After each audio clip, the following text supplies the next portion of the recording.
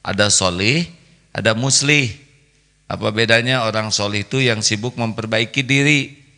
Bagus.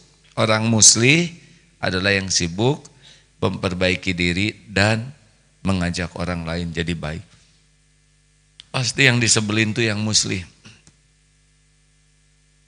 Karena tidak semua orang mau diajak jadi baik.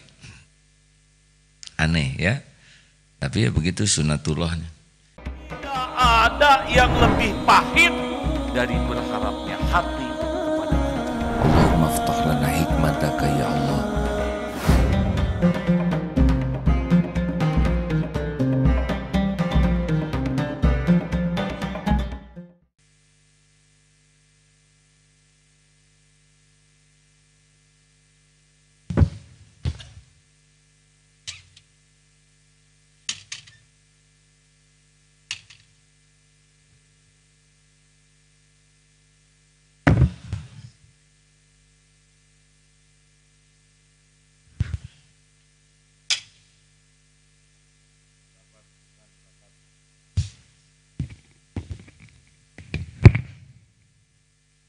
Bismillahirrahmanirrahim. Assalamualaikum warahmatullahi wabarakatuh. Alhamdulillah. Alhamdulillahirabbil alamin. Alhamdulillahilladzi khalaqal mauta wal hayata liyabluwakum ayyukum ahsanu amala wa huwal azizul ghafur. Allahumma salli ala Sayyidina Muhammad wa ala alihi wa ashabihi ajma'in. Semoga kita menjadi orang yang selalu ditolong oleh Allah di dalam segala urusan kita. Alhamdulillah. Kita absen dulu tamu pimpinan Aisyah cabang Brebes. Oh, alhamdulillah. Terima kasih. Majelis Ta'lim Darussalam Brebes juga ini. DT Peduli cabang Lampung. Alhamdulillah. Rombongan Dr. Istiatin Solo. Alhamdulillah. Terima kasih. Berikut ini rumus agar hidup kita Allah yang ngurus. Namanya 5 us. Jelas? Hafalkan. 1. Hati harus tulus. Ulangi. 2. Ibadah harus bagus. Sengaja pakai rumus supaya bisa diingat maksudnya. 1 apa? 2. 3. Hidup harus lurus. 4. Ikhtiar harus serius. 5. Tobat terus menerus. Coba diingat. 1. 2. 3. 4. 5. Masih ingat ceramah kemarin pagi di Eko Pesantren tentang 7 wasiat Rasulullah kepada Abu Dzar Al-Ghifari? 1 apa? Sapu. Apa yang disapu? 1. Mencintai dan dekat dengan orang miskin. 2. Kuda. Selalu senantiasa melihat ke bawah kepada orang-orang, jangan melihat ke atas. 3. Segitiga. Silaturahim. Walaupun menyambungkan silaturahim, walaupun orang itu bersikap kasar. 4. Ketupat, selalu mengucapkan la haula wala quwata illa billah. Memperbanyak terus la haula wala quwata illa billah. Itu wasiat. Yang kelima, 5, katakan kebenaran walaupun pahit. 6, ayo, jangan takut celaan orang-orang yang mencela di dalam dakwah. 7, baju apa? Jangan meminta apapun kepada manusia, ya. Yarhamukallah. Masih ingat wasiatnya? Coba saya ajarin lagi yang kemarin. Pakai cantelan ya supaya gampang. 1 itu sapu cantelannya. 2 itu kuda cantelannya. 3 segitiga, 4 ketupat, 5 delima, 6 senam, 7 baju. 8 papan, 9 bulan, 10 perahu. Ini tekniknya. 1, wasiat dari Rasul itu adalah mencintai orang miskin dan dekat. Jadi diingatan kita, ini ada orang miskin lagi nyapu. Nah, kita harus mencintainya dan dekat. Jadi 1, ingat sapu. Oh, kalau kebayang lebih gampang ingatnya. Yang kedua adalah melihat ke bawah. Kalau orang-orang, jangan melihat ke atas. Lihat kuda. Yang kedua kan kuda lagi nunduk, oh lihat ke bawah. Jangan lihat ke atas. Yang ketiga, nasihat wasiat Rasul itu adalah sambungkan silaturahim walaupun orang itu kasar kepada kita. Nah, silaturahim itu kan nyambung, segitiga nyambung, segitiganya kasar gitu. Yang keempat, ketupat. Nah, untuk membuat ketupat kita memerlukan pertolongan Allah, la haula wala quwata illa billah. Yang kelima, delima, katakan kebenaran walaupun pahit. Bayangkan lagi makan delima walaupun pahit gitu. Sambil ngomong tapi pahit. Yang keenam, senam. Bayangkan kita mendakwahi orang yang senamnya ngaco. Nah, kita dicela oleh yang senam ngaco itu dan kita tetap mengatakan kebenaran. Yang ketujuh, baju. Jangan minta-minta baju ke siapapun ya. 1 apa?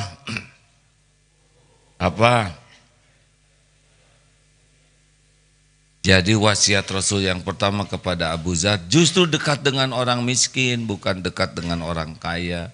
Orang miskin doanya insya Allah bisa lebih mustajab dan pertolongan Allah bisa datang lewat mereka. Lebih tulus doanya. Coba kasih 10.000 yang tidak punya uang. Terima kasih ya Allah. Gitu. Coba ke orang kaya kasih 10.000. Hah? Sakit? Mungkin tidak begitu ya. Diberi makanan sedikit juga, ya Allah, ini makanan hanya dengan gepuk, alhamdulillah, begitulah. 2, oh ini SSG ini kan merasakan nikmatnya makan sesudah nikmat sedikit, betul? Nikmatnya tempat tidur sesudah nanti latihan tidur di mana aja. Kalau habis latihan lihat kasur luar biasa tidak? Oh, kasur, benar kan? Sesudah latihan jalan ke atas ke Eko, kedinginan, nemu selimut, ya Allah, betapa kita itu tahu banyak bersyukur kalau kita tahu saudara kita yang prihatin. Makanya wasiat yang kedua adalah lihatnya ke bawah, lihat orang-orang yang fakir, yang tidak berdaya, duafa, bukan untuk menyukuri keadaan mereka, tapi kita diberikan nikmat oleh Allah. Kalau lihat yang lebih kaya udah repot. Kita gaul dengan orang-orang yang kaya raya, kita jadi miskin. Benar? Punya motor tahun 2015, lihat yang motor baru, jelek motor kita jadi motor tua. Coba lihat motor yang kadaluarsa, kita jadi bagus ya kan? 3, segitiga, apa? Sambungkan silaturahim, walaupun orang itu bersikap kasar kepada kita, sambung saja. Kalau kita nyambungin silaturahim dengan orang yang silaturahim ke kita, tidak aneh. Menyambungkan silaturahim dengan orang yang baik ke kita, tidak aneh. Tapi nyambungkan silaturahim dengan orang yang tidak begitu baik kepada kita, top.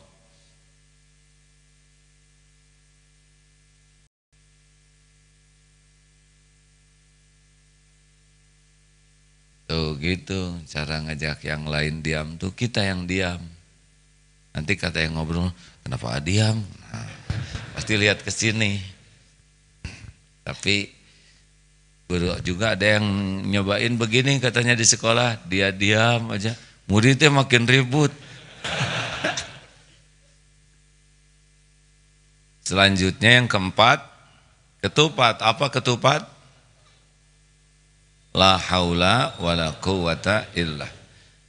Tiada daya, tiada upaya. Jadi gini, banyak ulama yang menyampaikan kalau Ibnu Mas'ud, tiada kekuatan untuk menolak maksiat dan tidak ada kemampuan untuk taat kecuali dengan pertolongan Allah.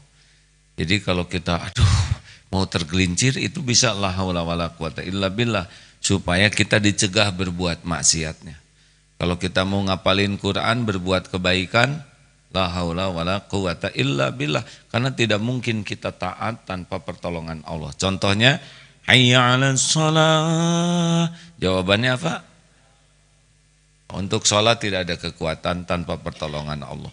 Hayya 'alal falah. Jawabannya kita juga tidak bisa meraih kemenangan apapun tanpa pertolongan Allah. Demikian pula kalau kita terancam, la haula wala quwata illa billah, karena tidak ada musibah yang bisa menimpa kita tanpa izin Allah. Demikian pula kalau kita menginginkan sesuatu, la haula wala quwata illa billah, karena tidak ada nikmat yang bisa datang tanpa izin Allah. Ini semua yang ada mau memberi kepada AA satu butir kurma saja. Tapi Allah tidak menghendaki sampai tidak ke AA. Tidak. Caranya bagaimana? Tidak ada kormanya di sini. Ya. Ini semua yang hadir mau mencelakakan AA, tapi Allah tidak menghendaki AA celaka. Celaka tidak? Yakin? Yakin? Tes sekarang, lempar, sok pakai pulpen, pakai HP ini sini. Boleh nyubit yang pinggir, mukul dari belakang. Ya, lakukan. Ayo. Tuh kan nggak dikehendaki Allah. Oh gimana ya caranya? Lah kan saudara semua dikuasai oleh Allah. Hatinya dibulak-balik oleh Allah Subhanahu wa taala. Tinggal dibikin aja hatinya enggak mau, udah pasti enggak tuh. Syariatnya begitu. Makanya naksir ke seseorang walaupun sudah segala gaya, jaket pinjem, rambut sudah ditrondolin, enggak bisa. Kalau oleh Allah dibuat enek weh. Betul. Karena yang ngebulak-balik hati adalah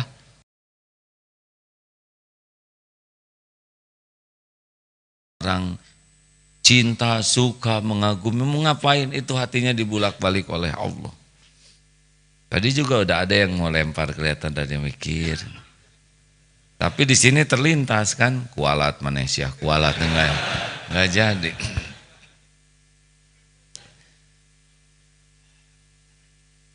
Lanjutkan.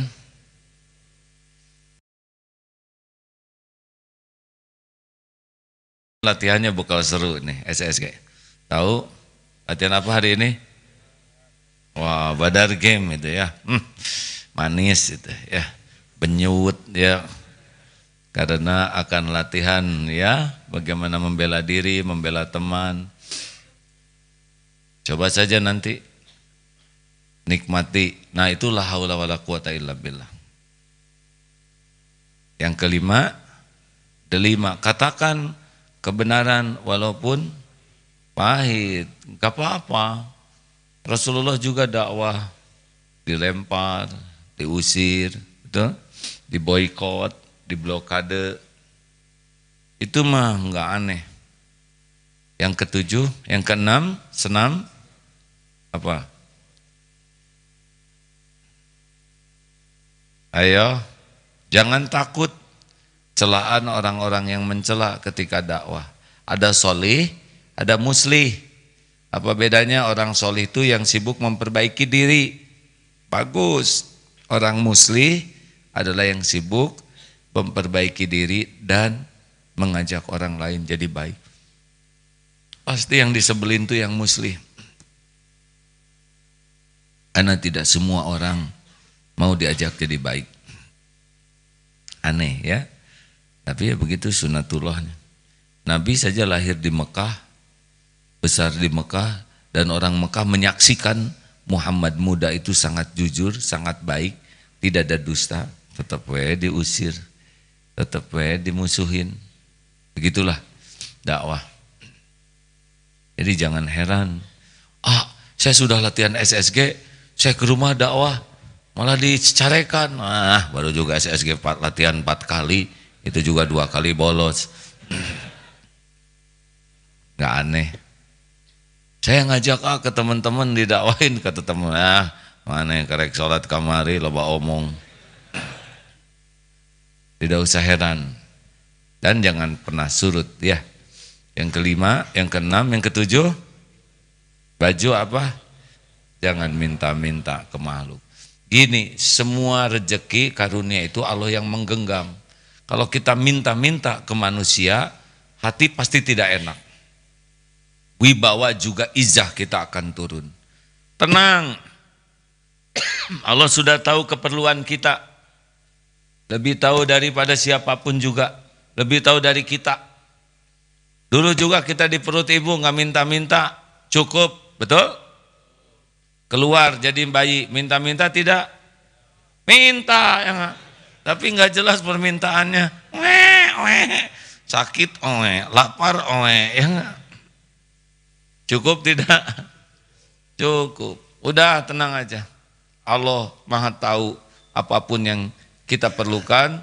Allah tahu apapun yang terbaik bagi kita. Dan Allah menguasai apapun yang kita perlukan. Tidak ada yang sampai ke kita tanpa izin Allah Subhanahu wa ta'ala. Gimana kalau gitu? Mulut jangan minta.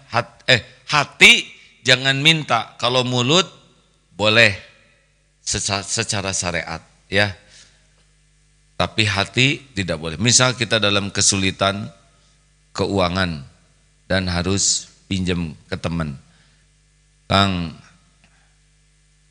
saya sedang diberi nikmat terbatas rezeki sehingga saya tidak ada ongkos untuk latihan SSG. Padahal dia punya 20.000 tapi disedekahkan. Perlu ceritakan jangan. Habis saya punya 20.000, saya sedekahkan semua. Hilang pahalanya, duitnya hilang. Saya ada rezeki tapi sepertinya rezeki yang lain. Boleh saya pinjam? Wah, saya juga lagi nggak ada nih. Alhamdulillah. Nggak berat. Karena tahu Allah belum menggerakkan dia gitu. Nah kalau hati minta kamu kopet siapa maneh baheula diberi injem gua. Boleh lampunya dimatikan itu yang ngerekam ya terima kasih ya. Lanjut. Makanya kalau nanti melamar seseorang harus tahu yang menakdirkan jodoh itu Allah. Jadi tidak usah acting terang bulan di tepi kali. Buaya datang disangka tali. Sudahlah, jangan lebay, lempeng-lempeng aja hidup mah ya. Setuju? Baik, kita kembali ke pokok bahasan kita yang 5 us agar Allah menolong. Ayat yang tadi dibacakan 163. Kita simak ya. A'udzu billahi minasyaitonir rajim. Qul inna salati wa nusuki wa mahyaya wa mamati lillahi rabbil alamin la syarika lahu wa bidzalika umirtu wa ana awwalul muslimin. Katakanlah Muhammad, sesungguhnya salatku, ibadahku, hidupku dan matiku hanyalah untuk Allah Rabbul Alamin, Rabb seluruh alam. Tiada sekutu baginya, dan demikianlah yang diperintahkan kepadaku, dan aku adalah orang yang pertama-tama berserah diri. Begitulah hadirin, inna sholati, sesungguhnya sholatku, inna sholati wa nusuki, ibadahku, wa mahyaya wa mamati, hidupku, matiku, lillahi rabbil alamin, hanya karena Allah. Sudahlah, gak usah jaim, makhluk tuh gak bisa apa-apa tanpa izin Allah. Tidak ada nikmat yang bisa datang kecuali Allah yang menggerakkan, tidak ada musibah yang bisa menimpa kita kecuali dengan izin Allah. Makanya sudah, kalau mau melakukan sesuatu agar Allah ridho ke kita, cukup dah. Kenapa kamu berbuat baik? Supaya Allah senang. Kenapa kamu kok disiplin? Karena itu yang disukai Allah. Kenapa kamu di kantor kok jadi orang jujur sekali, pengen ini ya, dipuji ya, jadi itu ya, apa karyawan teladan? Enggak lah. Penting mah Allah senang, karena Allah suka sama orang jujur, beres. Kenapa kamu kok jadi istri, khidmat banget sama suami agar suaminya tidak berpaling ke lain hati ya? Hati itu mah urusan Allah yang bolak-balik. Saya mah agar saya bisa disukai Allah aja, karena takdirnya saya sebagai istri. Kenapa kamu sebagai suami kok membanting-banting tulang? Karena saya kan tukang daging. Jadi, hadirin, udah kamu pengen jadi hafiz supaya dapat enteng dapat jodoh ya? Saya mau pengen baca Quran tuh supaya Allah seneng sama saya. Perkara jodoh mada Allah juga sudah tahu, saya naksir dia. Alah, nebeng ya. Dah, tenang hadirin, Allah tahu masalah kita. Tahu kenapa Allah tahu masalah kita? Kenapa? Karena terjadinya juga dengan izin Allah. Allah tahu kita lapar. Lah yang bikin perut siapa? Semuanya ini ciptaan Allah kita ini. Harus yakin itu, ya.